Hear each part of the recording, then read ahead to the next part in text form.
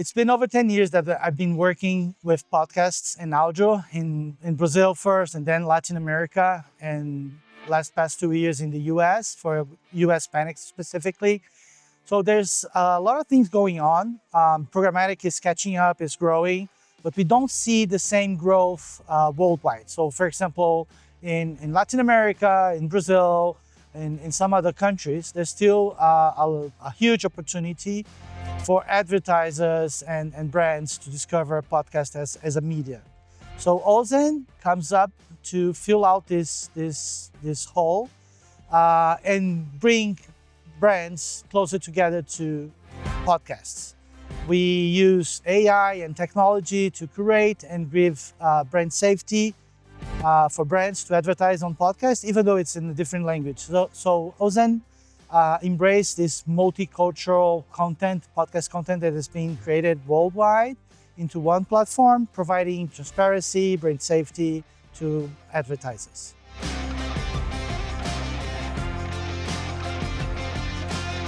Well, we live in a small world. We're very global. We have people living all over the place, and there's huge communities outside their countries.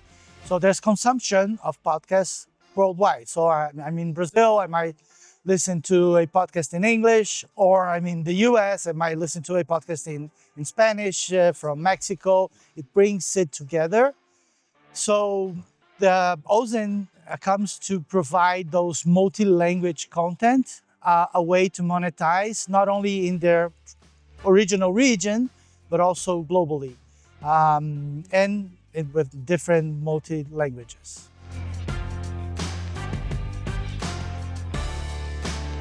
So Ozen is a two-part project. One is this marketplace that's already built up, and we can connect advertisers to brands and so on. And this gives an extra revenue to podcasts, even outside their region, because we can monetize it globally.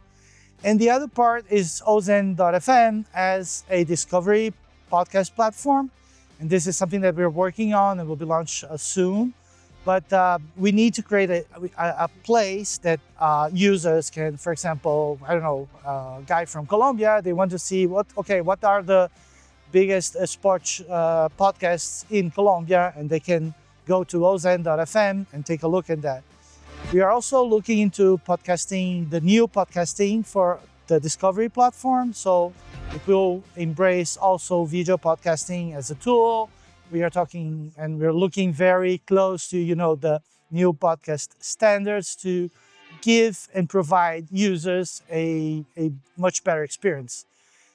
We are also planning to launch not only the website, but the app and a CTV app and a Apple CarPlay app. So you can have this experience of listening to or viewing to your podcast in different platforms, in different momentums of your daily journey.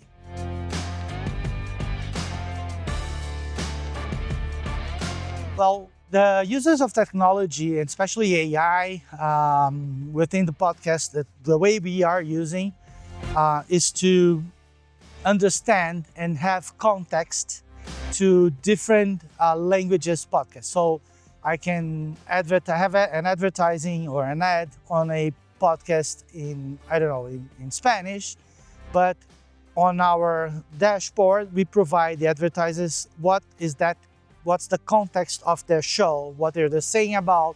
And this is always all provide us a brand safety layer that I can block shows that are not in alignment of the advertisers, or use it for targeting. So I can select those kinds of podcasts and provide advertisers a contextual targeting for them as well. So we use a lot of technology with AI to have a sense of what the show is about and to give brand safety and also for targeting.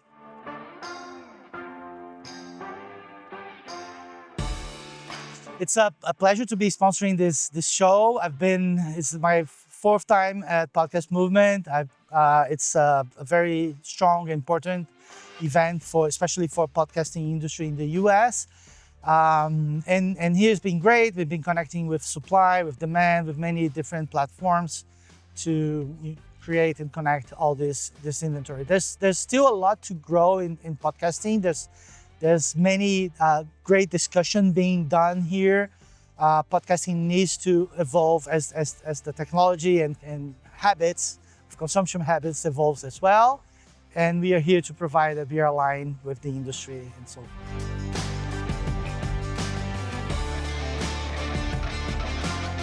Well, of course, the US market is always the more evolved, more developed market worldwide. Usually Europe is catch-ups quicker. We tend to have, especially in the development countries like Latin America, Africa, and so on, when we look in technology, they're like 3 or 5 years behind.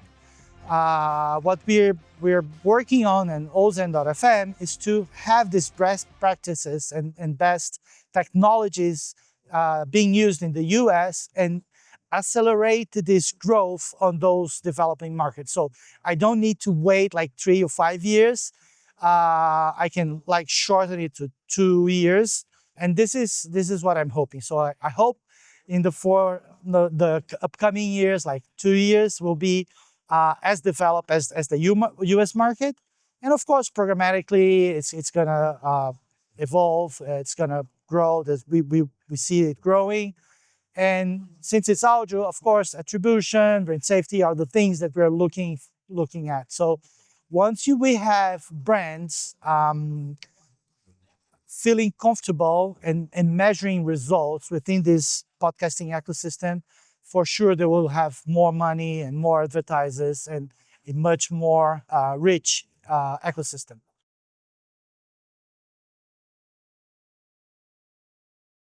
Definitely. Podcast definitely is growing faster than traditional audio. And this is very particular depending on the region you look at. I'll give you an example in Brazil. In Brazil, we have like, I don't know, 5,000 radio stations. Some of them are connected, some are not. So it's kind of a clunky environment. So it's not very easy for brands to advertise in radio stations in Brazil. We don't have like an iHeartRadio or Sirius XM like that consolidates the market. We are still very fragmented. Happens in almost all countries in Latin America. But when we talk to brands, especially on those regions, they want to know more about podcasts, and this is the way that audio should accelerate bringing brands into the audio space. So for sure, podcast is like the Trojan horse. Once they test it, see it works, and we provide them, metrics, measurements, conversions, and so on. Then I can broaden my reach with radio stations and audio as a whole. But for sure, podcast is what I see brands more interested in right now.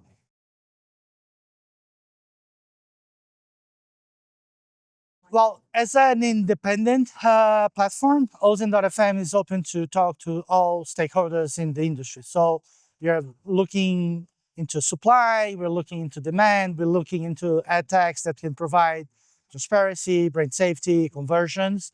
So the takeaway that I want to give is that Ozen is open to work with everybody. So if you are a platform, if you are a tech provider that can measure better, and what kind of technologies can we bring, not only for the US, which of course is the biggest market, but also to developing markets like LatAM or Africa and other countries.